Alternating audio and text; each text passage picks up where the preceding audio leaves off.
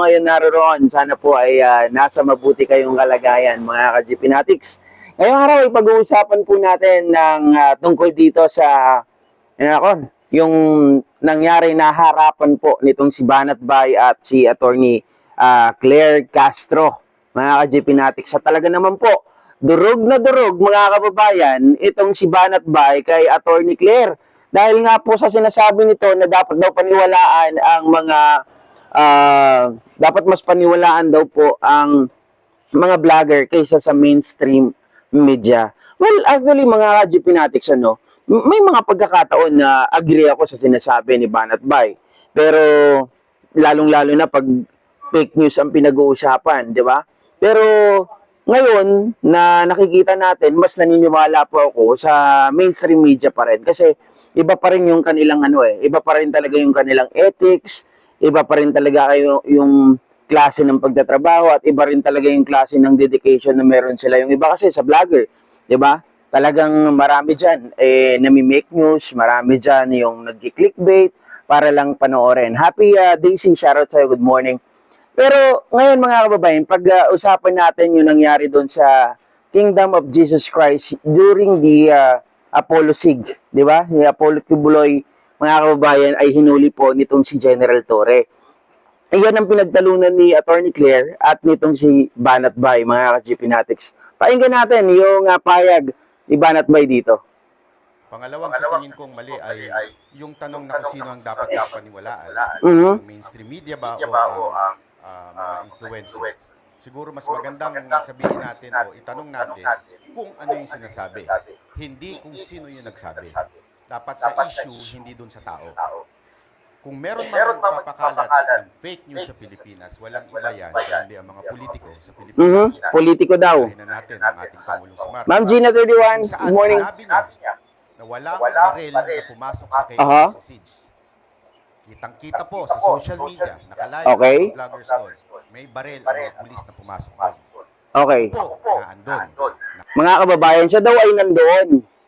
Di ba po, nung time na, ito kasi nasunog dito si kung natatandaan nyo, nagpahiring itong si Bato de la Rosa during that time.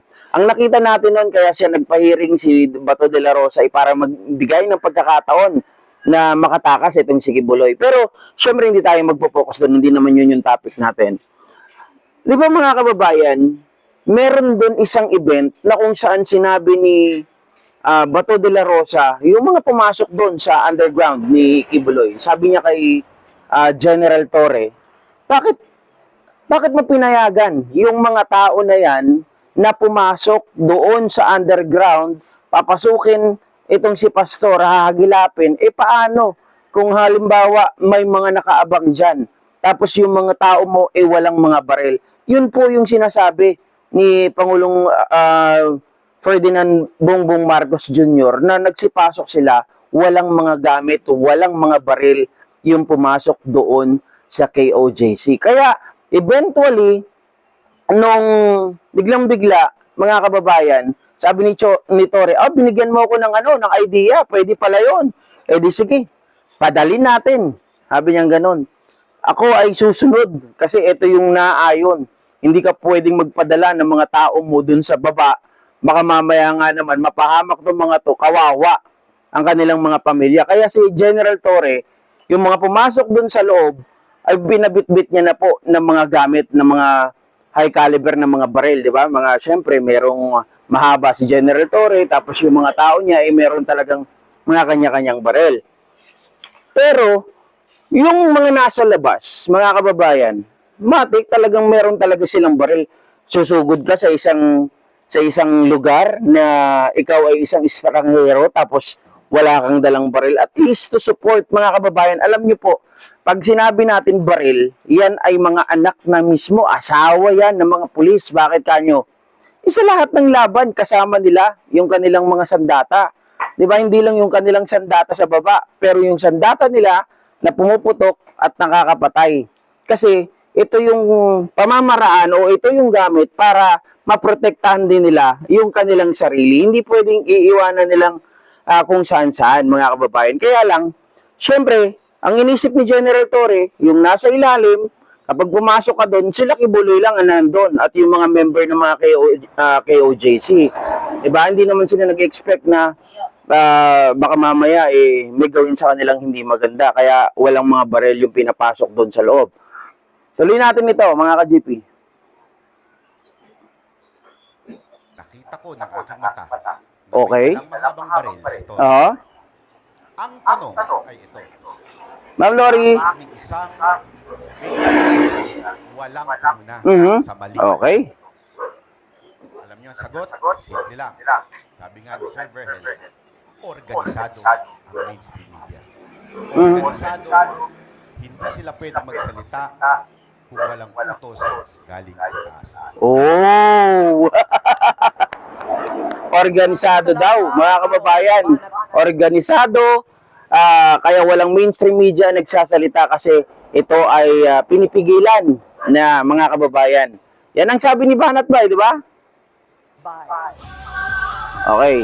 Ngayon, iparinig natin yung banat ni Atty. Claire Castro. Sorry guys, kasi masyadong malaki yung files, kaya hindi kaya dito sa ano natin, diyan sa screen natin. Dito na lang natin ipaparinig.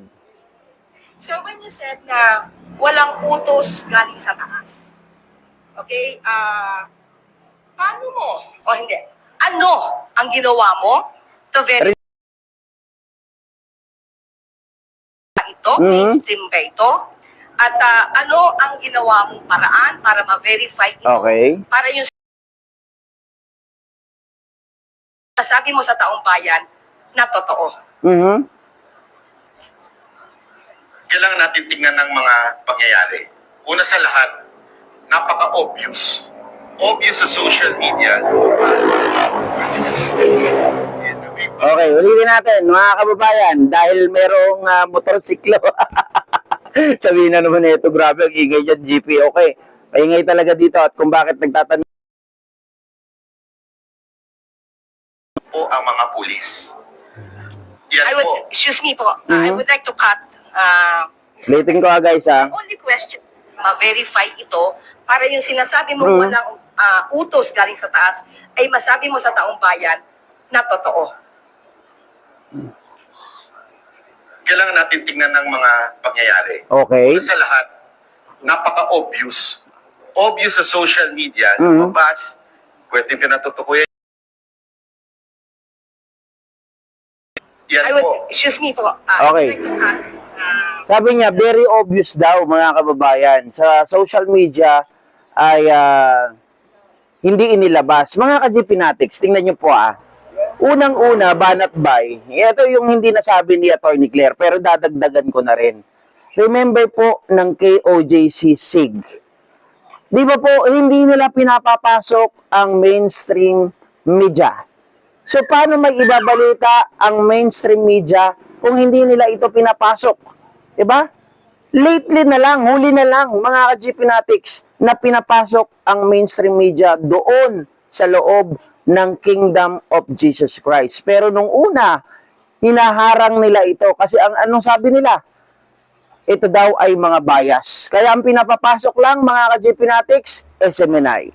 Vloggers nila ng mga DDS, yun lang ang pinapapasok. Kaya nga natin nahuli. Dahil kahit na risky, we take the risk. 'Di ba? Sinundan natin, ginamit natin yung video ni Dada, si Taba. 'Di ba?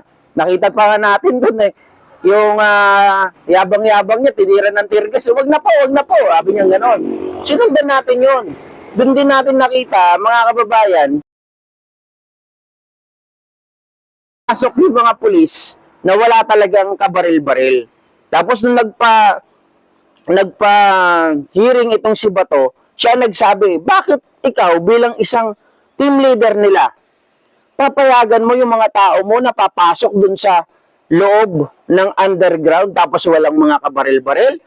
Yan ang sinabi ni Senator Bato. Kaya sabi ni General Torre, ay, tama nga po kayo, sir.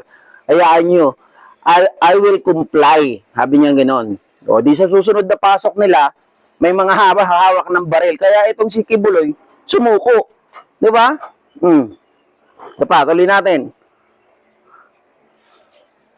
Sir Byron. My only question is, ano ang ginawa mo to verify na walang galing na utos o Ayun. walang utos na galing sa taas. We don't have to mention the event. I just want to know ano yung ginawa mo para malaman mo kung may katotohanan na walang utos sa taas. Did you ever communicate with the owners or kung sino man yung taas na sinasabi mo?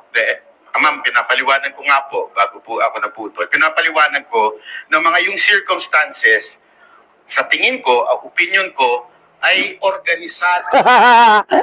Bigla naging opinion, tingin ko, mga kababayan, organisado.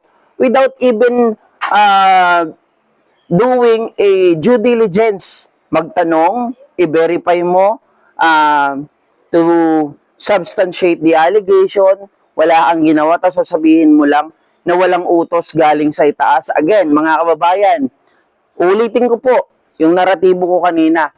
Paano magbabalita ang mainstream media kung ang mainstream media ay pinigilan ninyo na pumasok na magbalita? Di ba nasa labas lang sila eh?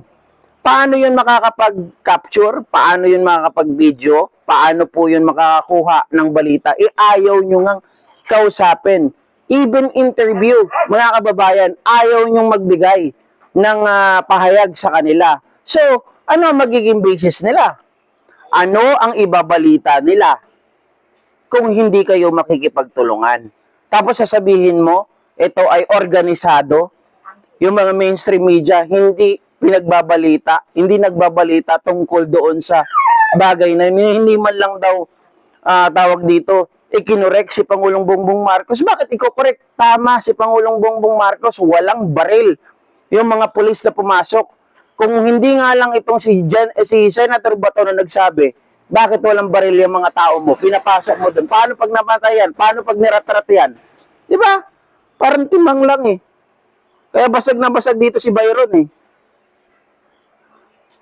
Hindi po pinalabas sa mainstream media yung reaction na sandali, may mali ata doon sa sinabi ng ating Okay. Pangulo. So it's only your opinion. So you do not have any Naguchi, Jocelyn. to prove na walang utos galing sa taas kasi yun yung sinabi mo and you're making it factual. So as of the moment, it's just your opinion, correct?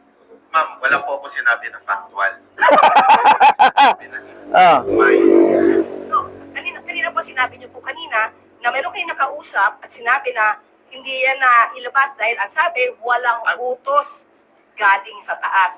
So is that your opinion? Ma'am, wala po ako sinabing may nakausap ako. So in other words, is that your opinion? Yes, ma'am. So this is not factual. Yes, So you ma'am. cannot prove itong statement mo na walang utos galing sa taas. Yes, ma'am. Ang sabi ko nga po ay paulit-ulit, kanina pa po, ay opinion ko lang ito. Kahit po ako nagbablog po, laging nagre-react lamang po ako sa balita ng mainstream at sinasabi ko pong ito'y aking opinion. So, madaling salita, mga kababayan, siya din ay nagre-rely sa mainstream media. Eh ngayon, sinasabi niya na ang mainstream media ay walang ibinalita, hindi man lang nila kinorek yung sinabi ni Pangulong Bongbong Marcos. So, paano nila gagawin yon? Paano nila patutunayan? Unang-una ha, sabihin na lang natin mga kababayan, paano nila patutunayan na walang baril yung mga tao doon? Napatunayan lang yan doon sa hearing. Kasi hindi talaga magsasalita ang mainstream media, hindi nila alam yung pangyayari. Di ba dapat personally na ikaw ay mayroong knowledge tungkol sa event na yon. Pag wala kang personal knowledge, mga kababayan, that will not going to stand in court. Diba?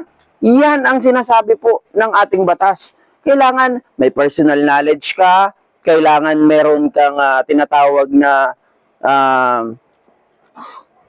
supporting document to substantiate the evidence, diba? Or the allegation. Kasi kung wala, paano nila tatayuan? Bakit nila i-correct? Diba? Kaya nga napatunayan lang yan sa hearing eh. Ang nagpahamak din naman sa kanila si Senator Bato eh. Kung hindi nagpa-hearing yun, hindi malalaman yung totoo. Kasi nagsalita muna si Pangulong Bongbong Marcos bago nagpa-hearing. Di ba? Sabi nila, oh, wala naman baril. Sabi nga, gano'n ano. Sabi ni Pangulo, walang baril. Sabi nila, anong walang baril? Eto, pinapakita nila, ang lalaki ng baril, oh. Eh, yung mga baril na pinapakita sa labas.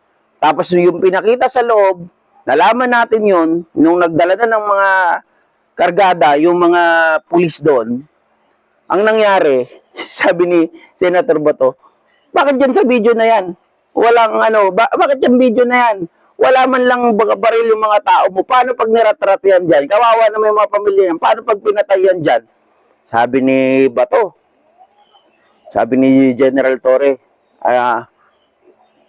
nag-assume lang po ako na walang mangyayari sa atin. Walang assume-assume. Kailangan mag-isip ka na yung mga tao na yan ay may mag-abang sa kanila, ratratin sila. Kailangan bigyan mo silang baril. O sige, Your Honor, I will comply. O, di binigyan ng baril nung sumugod sila sa ilalim. May mga kargada na. Yun ang katotohanan nun. Banat bay. Ano ka? Para antimang sabi mo nandun ka. Tapos iba yung binabalita mo. Tapos ang gusto mo, yung mainstream media, ibalita, i-correct si Pangulong Bongbong Marcos. Paano nila i-correct yun? Mga kababayan, ang nagpatunay na dyan to substantiate the allegation is the hearing itself. Diba? Yun ang katunayan dyan, Banat Bay, na hindi nyo kayang tanggihan. Diba? Sorry guys, lipat tayo at medyo maaraw na. Medyo maaraw na. Dito muna tayo. Diba? Yun. Wala nang iba. Dito pala sa gilid, may nakakainis, mga kababayan. Ayan, may nakalagay. Buang. Diba? Shoutout po kay Happy Chess. Attorney Castro, you are just wasting your time. No credibility